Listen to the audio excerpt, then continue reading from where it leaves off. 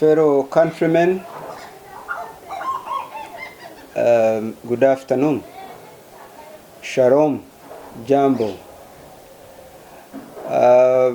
We thank God for a beautiful country, Uganda. We thank God for the ideal climate and how far we have gone. As usual, I want to address myself to leadership, clean leadership, unity and transformation. Uganda is a great nation. It's a beautiful country with resilient people, hardworking, loving, and serious people.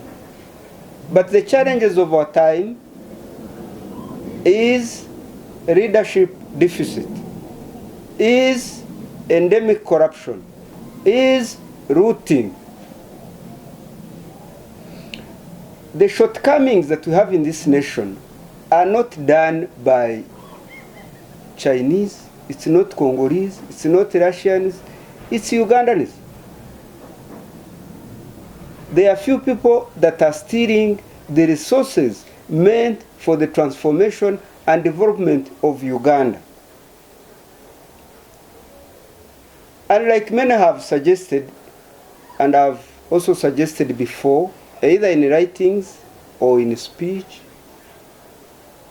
I want to suggest once again that unless we go back to the drawing board and ensure that there is visionary, clean leadership, Uganda will not transform. And one of the ways to solve this is that every time we have elections, we must vote men and women of integrity. Out of 49 million Ugandans, 56 tribes or nationalities, we have enough and sufficient space and people that can be in parliament, that can be in civil service, that can become presidents, that can be in military or any other security groups, but who are not mafias, who are not criminals, who are not idiots. Abasco. This country is breeding. We are supposed to be at the level of Singapore, but we are in doldrums. Over 6 million of young people, the youth, are jobless or are unemployed. We keep talking about industrialization, but it's not done properly. We should have a better minister for investment who is, who understands, who is skilled, who has a bigger picture, not gamblers. Industrialization should be in the hands of professionals and skilled people, not Sare. Sare should be a military advisor or an old man looking after his cows, or if he wants to have factories, he can have factories for him and his children and his wives, but not to be in charge of industrialization of the whole nation. That is the one leading industrialization in Nakasongora, in northern Uganda, is in charge of agriculture, of NADS, of wealth creation. Is it wealth creation or poverty creation? If 16 million Ugandans live in abject poverty, which wealth creation are we talking about? So, 10 trillion in this country is stolen by few people. The president says he knows the thieves. Why can't the properties of the thieves be attached and their assets sold and the money recovered? The IGG says she knows the thieves who are stealing the 10 trillion per year. 10 trillion per year in 10 years is 100 trillion. We would be having drugs in hospitals, we would be having better universities, we would be having infrastructure, we would be having roads in Kampala, we would be having a railway. The president keeps talking about the railway. Where is the railway? Tanzania has it, Kenya has it. What's wrong with Uganda?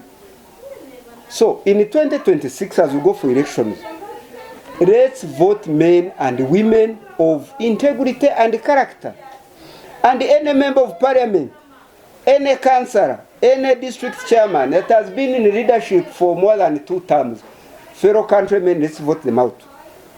I've been telling my people in Bufumbira and Kisoro, here is the beautiful hills of Kisoro, the Switzerland of Uganda, where 60% of our people live in abject poverty. In a small area, we have 6 MPs. Each district should have 1 MP. The constitution in a few years from now, the new parliament, the next parliament, the 12th parliament, should make sure that we restore term limits, we reduce the number of ministers, we reduce the number of MPs, so that the resources can be put into production, into agriculture. We keep talking about commercialization of agriculture. What's the problem? I see some civils talking about irrigation. Where is the irrigation? We have, I think, 4 ministers of agriculture. What are they doing? So we don't need 557 MPs. We just need sober, honest, and clear-headed 100 MPs. We need a cabinet of 25 ministers. We need a president who retires. Why should a president rule for 40 years? After every 10 years, we should be able to have a new president. And the president must account to the people. A president is not a king. There is land grabbing. Who is grabbing land? In African culture, there is Ubuntu. We are neighbors. How can somebody come from nowhere, grab a whole village, fence it up, and yet you have a dysfunctional parliament of 557 MPs? You have a cabinet. What do they discuss in the cabinet? Who are these people who are fencing people's land? How do you allow a president to distribute land, whether in Shimon or Naguru or Nakawa? Where is the compensation for tenants of Nakawa Naguru? Why can't Parliament pass,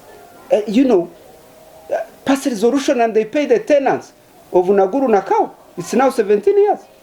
So let's vote men and women who are sober. Let's vote men and women of integrity. This is our nation. It's us who will change this nation. It's not Chinese, it's not foreigners, it's Ugandans. And the solution is having men and women who have integrity, who have credibility. We've had such leaders before. We had Elia Kategai. He was an honest man. We had Mzee Wapa, Wakapaburo Wambogo. We have Professor Rugumayo. We now have people like General Mugisha Muntu, who are statesmen, who are freedom fighters. So this country can change, but it will change because of good leadership. It's not about your tribe or your religion or your ethnicity. There's nothing wrong with your tribe. There's nothing wrong with your religion. We are one. We are Africans. We are Ugandans. We belong to our different tribes and races and ethnicities. That's not a problem. God knew it. If he wanted, he would have made us one tribe, either Choris or Baganda or Banyankori, but he knew diversity is strength. So we should not allow this country to be taken back to darker days where we were 50 years ago. It's now 62 years of independence. This nation must be at the level of Singapore.